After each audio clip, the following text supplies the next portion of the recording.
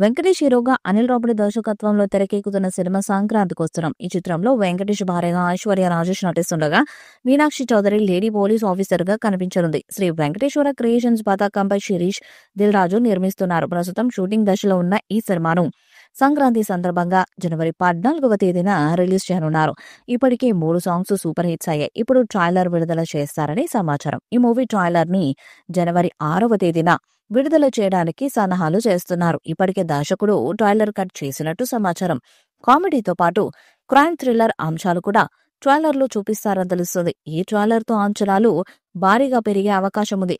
ఇక సంక్రాంతికి వెంకటేష్ సినిమాతో పాటు Daaku Maharaj, game changer movies కూడా వస్తున్నాయి.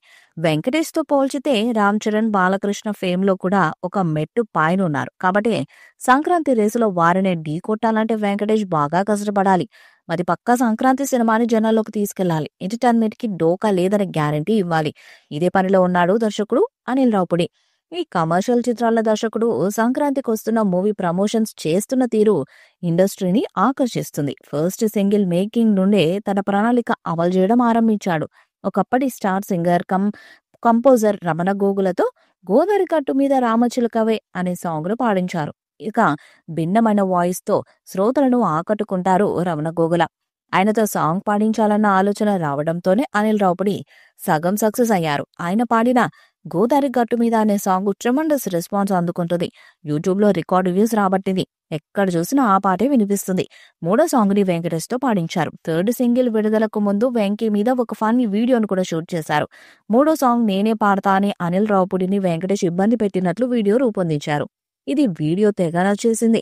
బ్లాక్ బస్టర్ పొంగల్ అంటూ వెంకీ మరొకసారి సింగర్ అవతారం ఎత్తాడు. తాజాగా అనిల్ రావిపూడి హీరోయిన్స్ ని రంగంలోకి దించాడు. వెంకటేష్ కెరీర్ లో బ్లాక్ బస్టర్ చిత్రాలుగా ఉన్న బొబ్బిలి రాజా, చంటి చిత్రాల్లోని ఆయన గెటప్స్ మీనాక్షి చౌదరి, ఐశ్వర్య రాజేష్ వేశారు.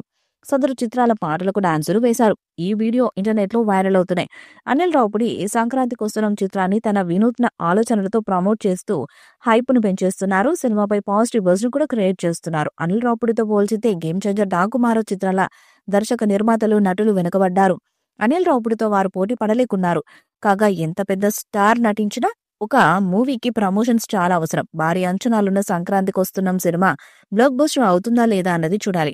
ఈ వీడియోపై మీ అభిప్రాయాన్ని కామెంట్ బాక్స్ లో తెలియజేయండి. ఈ వీడియో మీకు నచ్చితే లైక్ చేయండి, షేర్ చేయండి, కామెంట్ చేయండి. మరిన్ని అప్డేట్స్ కోసం మన ఛానల్ సబ్స్క్రైబ్ చేయండి. అలాగే పక్కనే ఉన్న గంట సింబల్ గట్టిగా కొట్టండి.